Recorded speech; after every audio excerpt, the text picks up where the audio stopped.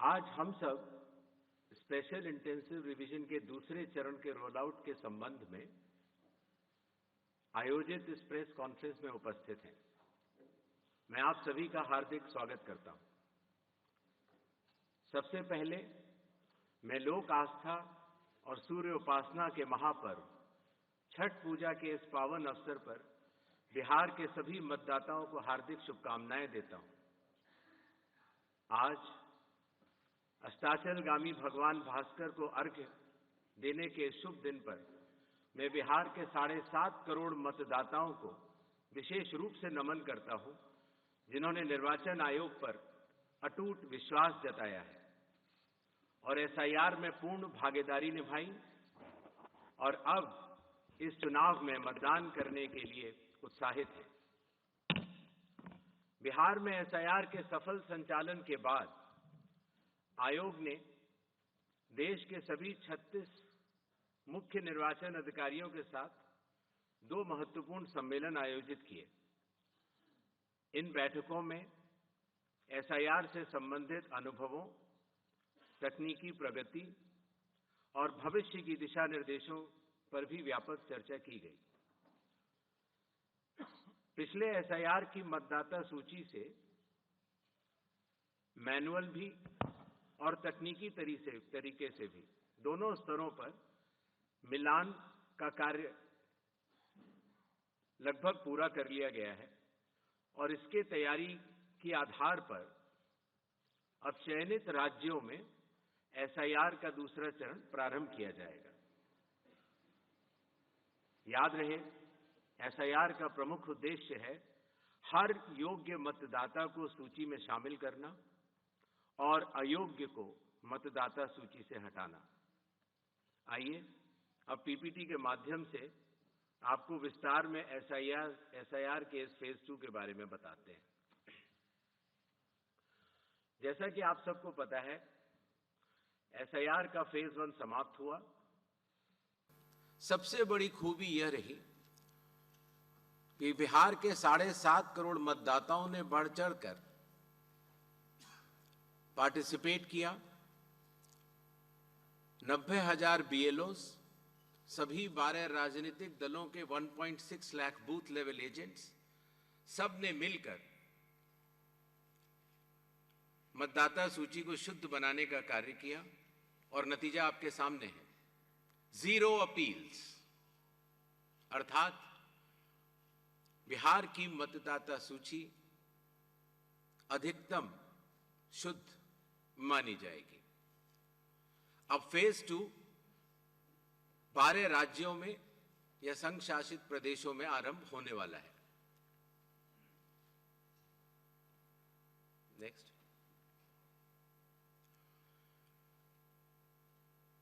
किसी भी मतदाता के लिए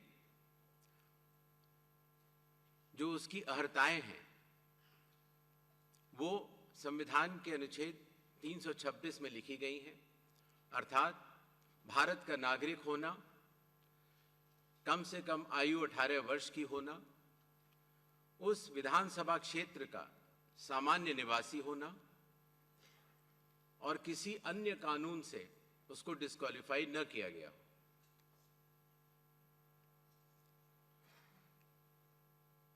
एसआईआर की आवश्यकता के बारे में काफी चर्चा हो चुकी है, लेकिन फिर भी चुनाव आयोग एक बार आपको बताना चाहेगा कि चुनावी कानून के तहत हर चुनाव से पहले इलेक्टोरल रोल का रिवीजन आवश्यक है और या जब भी चुनाव आयोग आवश्यकता अनुसार निर्धारित करे।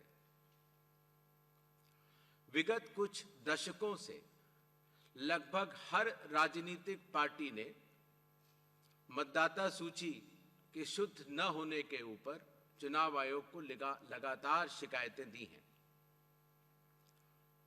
पहले सन 1951 से लेकर 2004 तक लगभग 8 बार स्पेशल इंटेंसिव रिवीजन इस देश में चुनाव आयोग ने कराया है और आखिरी इंटेंसिव रिवीजन लगभग 21 साल पहले 2002 से लेकर 2004 की मियाद में पूरा किया गया था। इस लंबे दौर में, 2 दशकों से भी अधिक लंबे दौर में, मतदाता सूची में कई परिवर्तन आवश्यक हो जाते हैं। जैसे कि भारत की विकास गाथा के साथ साथ लोगों का माइग्रेशन के साथ साथ कई बार उनका वोट पुरानी जगह भी बना रह जाता है और नई जगह भी बन जाता है, अर्थात एक से जगह ज्यादा रजिस्टर होने वाले वोटर्स, कई बार किसी की डेथ होने के बाद भी उसका नाम न हटाया जाना या गलती से किसी भी विदेशी नागरिक का नाम मतदाता सूची में आ जाना, इन चारों कारणों की वजह से चुनाव आयोग ने निर्णय लिया कि पूरे देश में चरणबद्ध तरीके से एसआईआर कराया जाए और इसकी पहली कड़ी बिहार आपके सामने समाप्त भी हो चुकी है और बड़े सफलतापूर्वक लोगों ने चुनाव आयोग पर विश्वास भी जताया है। एसआईआर करते समय एक बहुत बड़ी संख्या में चुनावी कर्मी चुनाव आयोग के साथ कंधे से कंधा मिलाकर काम करते हैं।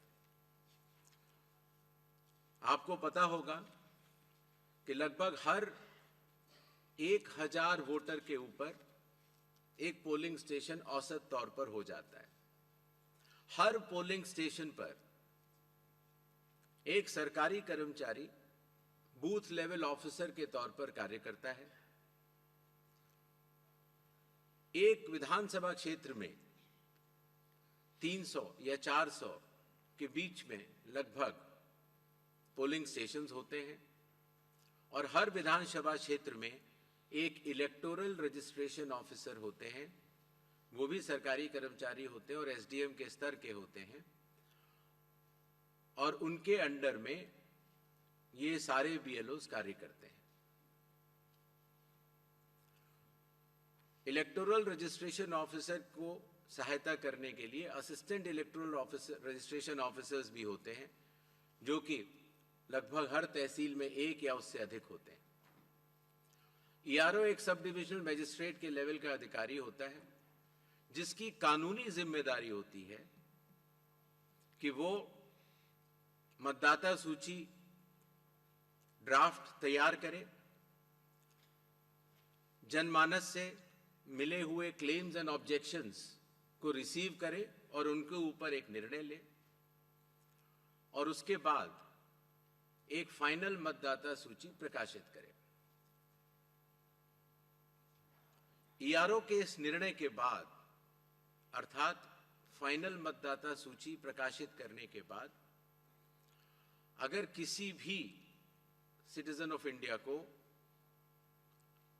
उस विधानसभा क्षेत्र में रहने वाले किसी भी मतदाता को अगर कोई भी अपील करनी हो तो वो उस जिले के जिला अधिकारी के पास कर सकता है और अगर वह जिलाधिकारी के निर्णय से भी असंतुष्ट हो तो उस राज्य के चीफ इलेक्टोरल ऑफिसर के पास अपनी सेकंड अपील दायर कर सकता है। यह मैं इसलिए आपको बता रहा हूं कि बिहार में सभी राजनीतिक दलों के साथ मिलकर जब एसआईआर हुआ, उसके बाद जो जिला मजिस्ट्रेट्स के पास अपील आई 38 जिलों में, वह 0 थी। अर्थात ईआरओ और इलेक्टर्स ने मिलकर और बूथ लेवल एजेंट्स ने मिलकर बहुत ही अच्छा काम किया।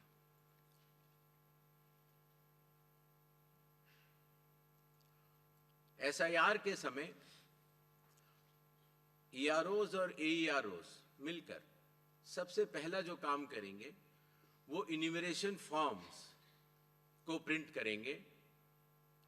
जिन राज्यों में एसआईआर हो रहा है या अभी होने वाला है, उनकी मतदाता सूची आज रात को 12 बजे फ्रीज कर दी जाएगी और उन हर मतदाता को जिसका नाम उस सूची में है, उसको एक यूनिक इन्यूमरेशन फॉर्म प्रिंट करके बीएलओ उसके घर देने जाएंगे।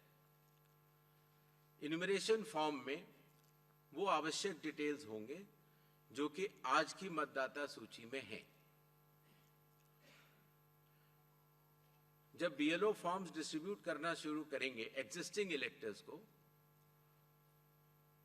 उसके बाद इन्यूमरेशन फॉर्म में जिसका भी नाम है वो उसको लिंक करने का प्रयास करेंगे कि क्या उन्हीं का नाम 2003 की सूची में था। अगर था तो उनको कोई भी कागज और नहीं देने होंगे। इसी तरीके से अगर उनका नाम स्वयं नहीं था और उनके पिताजी या माताजी का नाम था तो भी उनको कोई और कागज नहीं देने होंगे। तो ये लिंकिंग और मैचिंग, बिहार जब हमने एसआईआर किया था तो सिर्फ बिहार की अवेलेबल थी, और आज पूरे देश की 2002 से 4 में हुए एसआईआर की मतदाता सूची जो लिंक दिया गया है voters.eci.gov.in पर कोई भी देख सकता है और इस मैचिंग को स्वयं भी कर सकता है। बीएलओज, बूथ लेवल ऑफिसर्स, एसआईआर की प्रमुख कड़ी होते हैं। जब वो घर जाते हैं तो कई बार ऐसा भी हो सकता है कि किसी और व्यक्ति की उम्र उस घर में 18 साल के ऊपर की हो गई हो, तो हाथ की हाथ उसी समय वो उनका फॉर्म 6 भी भरवा लेंगे और डिक्लेरेशन भी ले लेंगे और उसकी मैचिंग और लिंकिंग भी पुराने एसआईआर से कर लेंगे। कई बार हमारे मतदाता अगर पढ़ने या लिखने में उनको दिक्कत है तो बूथ लेवल ऑफिसर उनको इन्यूमरेशन फॉर्म भरने में मदद भी करेगा, और मदद करने के बाद इस तरह के सारे इन्यूमरेशन फॉर्म्स मैचिंग और लिंकिंग करने के बाद वो ईआरओ और एईआरओ को जमा करेगा। कई बार एक बार जब बूथ लेवल ऑफिसर घर जाता है तो या तो कुछ मतदाता अवेलेबल नहीं होते या कहीं गए होते हैं, और या उनको मैचिंग या लिंकिंग करने में कोई समय लग रहा हो, तो ऐसे केस में बूथ लेवल ऑफिसर्स दूसरी बार भी जाएंगे और तीसरी बार भी जाएंगे। 3 बार हर बीएलओ हर घर जाएगा। जो प्रवासी लोगों की समस्या को हटाने के लिए जो राज्य से कुछ समय के लिए बाहर गए हुए हैं लेकिन वहीं के सामान्यतः रहने वाले हैं, वो ऑनलाइन भी भर सकते हैं, और खास तौर से कई बार अर्बन वोटर्स को, क्योंकि उनके दिन के समय ही ऑफिस आवर्स रहते हैं, तो वो भी ऑनलाइन भर सकते हैं। बूथ लेवल ऑफिसर का यह भी कार्य होगा कि जब वो इन्यूमरेशन फॉर्म देता है तो इन्यूमरेशन फॉर्म दस्तखत करके मतदाता को वापस भी करना होता है। तो अगर मतदाता की मृत्यु हो चुकी हो या वो स्थायी रूप से प्रवास कर चुका हो या वो एक से जगह ज्यादा रजिस्टर हो गया हो, तो वो उस जगह दस्तखत नहीं कर पाएगा, और ऐसे लोगों की शिनाख्त करना भी बीएलओ की जिम्मेदारी है। एक बात मैं फिर कहना चाहता हूं कि जो मतगणना, वो इन्यूमरेशन फॉर्म की जो फेज होगी उसमें किसी भी व्यक्ति से किसी और कागज की आवश्यकता नहीं होगी, बस उन्हें अपनी मैचिंग या लिंकिंग दिखानी होगी कि 2003 में किसके साथ है। नेक्स्ट, सारे फॉर्म्स मिलने के बाद ईआरओ और एईआरओ ड्राफ्ट सूची प्रकाशित करेंगे। ड्राफ्ट सूची में उन्हीं मतदाताओं का नाम होगा जिनके इन्यूमरेशन फॉर्म्स वापस मिल गए। जिन मतदाताओं की मैचिंग या लिंकिंग नहीं हो पा रही है, 2003 में कहां थे, 2003 में आपके माता पिता भी नहीं थे या कोई भी नहीं था, ऐसे लोगों को भले ही उनका इन्यूमरेशन फॉर्म मिल गया हो, लेकिन नोटिस जारी करेगा ईआरओ और एईआरओ, और नोटिस जारी करने के बाद फिर वो उनकी एलिजिबिलिटी डिसाइड करेगा इंक्लूड करने के लिए या एक्सक्लूड करने के लिए बेस्ड ऑन इंडिकेटिव डॉक्यूमेंट्स, जो मैं आगे बताऊंगा। ईआरओ और एईआरओ की यह जिम्मेदारी होगी कि कोई भी योग्य मतदाता छूटे ना और कोई भी अयोग्य मतदाता सूची में अंदर ना आ पाए।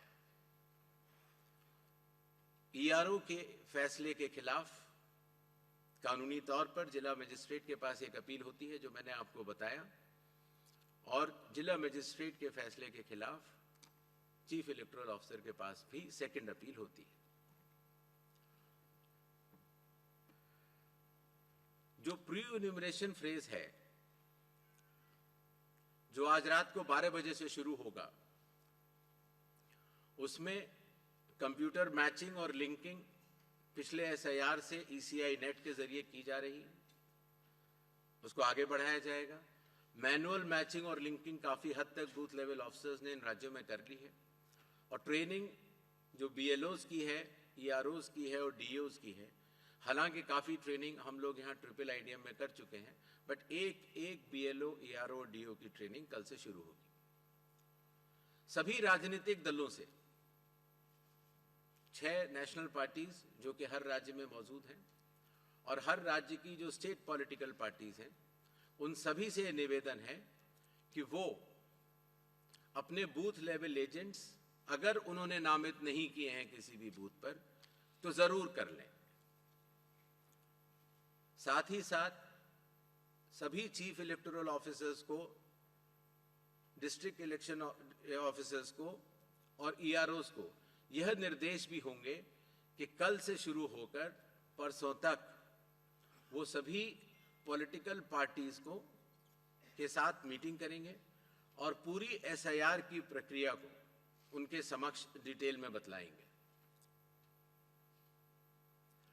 जहां तक बूथ लेवल एजेंट्स का सवाल है हर पॉलिटिकल पार्टी के, जैसा कि बिहार में था, हर बूथ लेवल एजेंट एक दिन में 50 इन्यूमरेशन फॉर्म्स जो साइंड हो इलेक्टर्स के वो कलेक्ट भी कर सकता है, उसके ऊपर अपना सर्टिफिकेशन दे सकता है और बूथ लेवल ऑफिसर्स को भी दे सकता है। इससे जो चुनावी कर्मी हैं और जो राजनीतिक दलों के नुमाइंदे हैं, दोनों मिलकर साथ काम कर सकते हैं। इन्यूमरेशन फेज में इन्यूमरेशन फॉर्म की प्रिंटिंग, डिस्ट्रीब्यूशन, मैचिंग और लिंकिंग विद 2002, 3 या 4 इलेक्टोरल रोल्स और इन्यूमरेशन फॉर्म्स को वापस कलेक्ट करने का कार्य होगा। और साथ ही साथ, जैसा आप सबको पता है, मतदाताओं की सुविधा के लिए चुनाव आयोग ने निर्णय लिया है कि किसी भी मतदान केंद्र में 1200 से अधिक मतदाता नहीं होने चाहिए, जिससे कि भीड़ न लगे। उसके हिसाब से रैशनलाइजेशन ऑफ पोलिंग स्टेशंस भी होगा।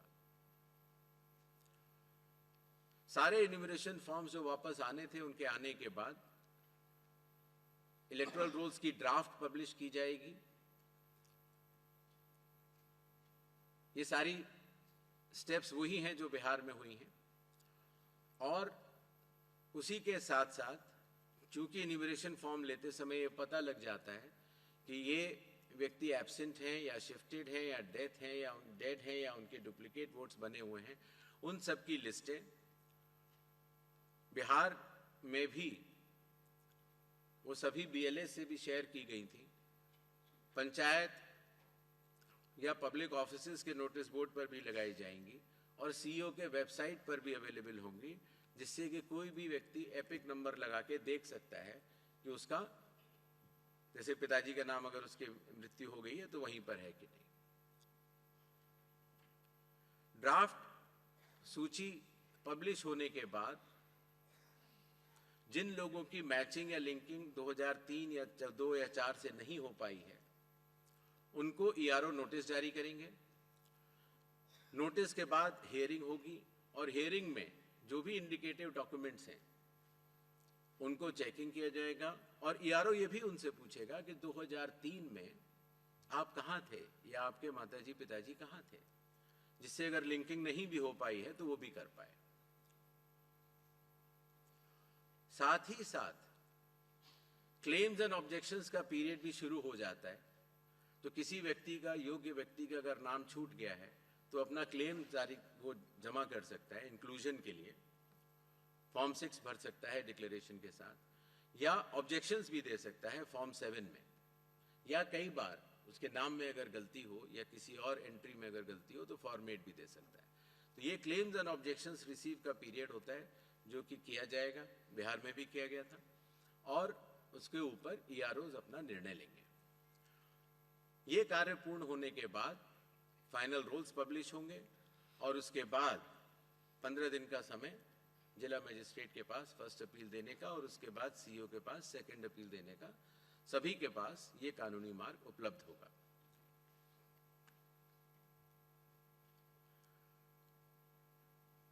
जैसा कि बिहार में चुनाव आयोग ने बहुत सफलतापूर्वक दर्शाया कि जो वल्नरेबल ग्रुप्स होते हैं, खास तौर से जो बुजुर्ग हैं या बीमार हैं या दिव्यांग हैं या कई बार हमारी बुजुर्ग महिलाएं हैं, तो इनको अगर किसी भी मैचिंग करनी है 2003 से या लिंकिंग करनी है, उन्हें कंप्यूटर नहीं आता, उनके पास मोबाइल नहीं है या उनको कोई सर्टिफिकेट बनवाना है, तो वॉलंटियर्स जो है वो या तो सरकारी कर्मचारी होते हैं या एनसीसी या एनएसएस के वॉलंटियर्स होते हैं, तो स्वयं उस व्यक्ति के लिए वो चले जाते हैं और वो कागज़ बनवा लेते हैं, जिससे कि हमारे मतदाताओं को कोई भी असुविधा नहीं हो। और इसकी वजह से आपने देखा होगा बिहार में जब 7.5 करोड़ मतदाताओं ने चुनाव आयोग के साथ कंधे से कंधा मिलाकर जब काम किया तो कोई भी परेशानी नहीं हुई। इस फेज में एसआईआर के समय 1200 तक हम पोलिंग स्टेशंस को भी रैशनलाइज कर लेंगे और कुछ नए पोलिंग स्टेशंस भी खोले जाएंगे जो कि बदलाव के साथ साथ हाई राइज बिल्डिंग्स में भी होंगे या गेटेड कॉलोनीज में या कई बार जो स्लम क्लस्टर्स छूट गए हैं वहां पर भी। इस विषय पर जो ड्राफ्ट पब्लिश होता है उसमें पॉलिटिकल पार्टी से डीओज चर्चा भी करते हैं और उसके बाद ये 1200 हर पोलिंग स्टेशन की अलग अलग मतदाता सूची प्रकाशित की जाती है। ये ध्यान रखना होगा कि एक बूथ पर एक फैमिली के या एक घर पर रहने वाले सभी लोगों का नाम एक ही जगह आ जाए, उससे मतदाताओं को बहुत सुविधा होती है और बिहार में इसमें काफी लोगों ने मिलकर अच्छा काम किया।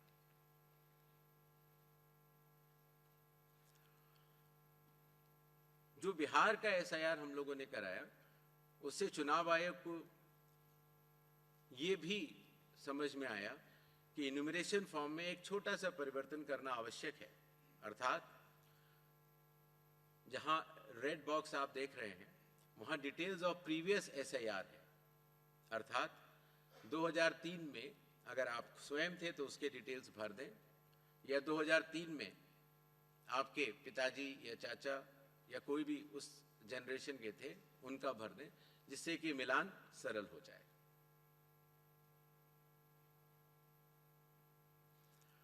जो इन्यूमरेशन फॉर्म दिया जाएगा उसमें काफी चीजें प्री प्रिंटेड होंगी। मतदाता का नाम, उसका एपिक नंबर, उसका पता, सीरियल नंबर, पार्ट, कौन सी असेंबली है और उसका पुराना फोटो। एक क्यूआर कोड भी दिया जाएगा जिससे कि उस क्यूआर कोड को स्कैन करके आप स्वयं देख सकते हैं। सभी मतदाताओं से चुनाव आयोग का यह आग्रह रहेगा कि जहां पेस्ट करेंट फोटो लिखा हुआ है वहां पर अपनी नई और रंगीन फोटो, कलर्ड फोटो वहां पर अगर लगाएंगे तो जब भी आपका नया एपिक कार्ड बनेगा तो उसमें वो फोटो लगाई जाएगी तो अच्छा लगेगा। शिनाख्त में भी आसानी होती है बिकॉज कई बार वोटर कार्ड्स में लोगों के बहुत पुराने फोटो लगे हुए हैं। इन्यूमरेशन फॉर्म का ये हिस्सा है जो प्री प्रिंटेड के बाद नीचे आता है, उसमें ये डिटेल्स इलेक्टर्स को भरने होंगे। आधार नंबर बिहार में भी ऑप्शनल तरीके से चुनाव आयोग ने लिया था और इस बार भी आधार नंबर लिया जाएगा। फादर का नाम भी है, एपिक भी है, आपके स्पाउस, मदर, फादर का नाम भी है, डेट ऑफ बर्थ भी है। जी,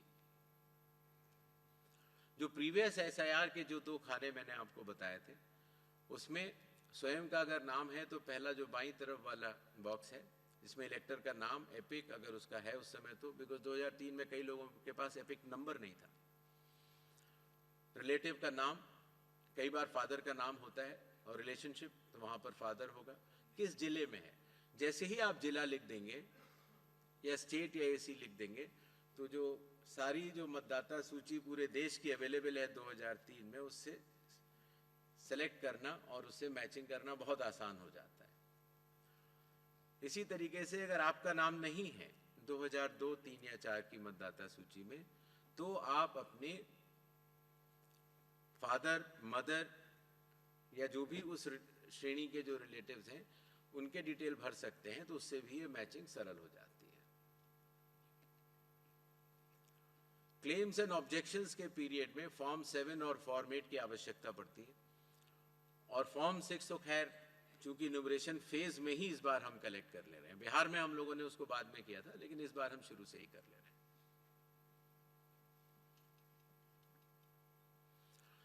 जो लिस्ट ऑफ इंडिकेटिव डॉक्यूमेंट्स हैं, जिन लोगों का 2002, 3 या 4 की मतदाता सूची से मिलान हो चुका है, उन्हें कोई भी डॉक्यूमेंट देने की आवश्यकता नहीं है। और जिन लोगों का मिलान नहीं हो पाया, वो संख्या काफी कम रह जाती है। सिर्फ उन्हीं लोगों को ये इंडिकेटिव डॉक्यूमेंट्स देने होंगे जो बिहार में थे 11 वो, और आधार कार्ड, नागरिकता का प्रमाण चूंकि नहीं है तो वो आइडेंटिटी पर्पस के लिए लोग दे सकते हैं। नेक्स्ट, ये वो 12 राज्य हैं जहां पर कल से SIR शुरू होने वाला है। Andaman and Nicobar island union territory, state Chhattisgarh, Goa, Gujarat, Kerala union territory Lakshadweep, Madhya Pradesh, Puducherry union territory, Rajasthan, Tamil Nadu, Uttar Pradesh, west Bengal, इन 12 राज्यों में कुल मतदाता 51 करोड़ के लगभग हैं। लगभग 5,33,000 बूथ लेवल ऑफिसर्स इस महान कार्य में अपना योगदान देंगे। लगभग 7,64,000 बूथ लेवल एजेंट्स जो पार्टीज द्वारा नामित हैं, वो इसमें अपना योगदान देंगे। और लगभग 10,500 EROs और लगभग 321 कलेक्टर्स, ये पूरी चुनावी कर्मियों की जो टीम है वो इस SIR की फेज 2 में कार्य करेगी और इसको सफल बनाएगी। शेड्यूल, प्रिंटिंग और ट्रेनिंग का कार्य कल से शुरू होगा और 3 नवंबर तक चलेगा। हाउस टू हाउस इन्यूमरेशन 4 नवंबर से 4 दिसंबर तक। Publication of draft electoral rolls 9 दिसंबर 2025। क्लेम्स एंड ऑब्जेक्शंस का पीरियड 9 दिसंबर 2025 से लेकर 8 जनवरी 2026। जिन लोगों को नोटिस जाएंगे उनकी हियरिंग और वेरिफिकेशन का समय 9 दिसंबर से 31 जनवरी तक होगा और फाइनल इलेक्टोरल रोल्स 7 फरवरी 2026 को प्रकाशित किए जाएंगे।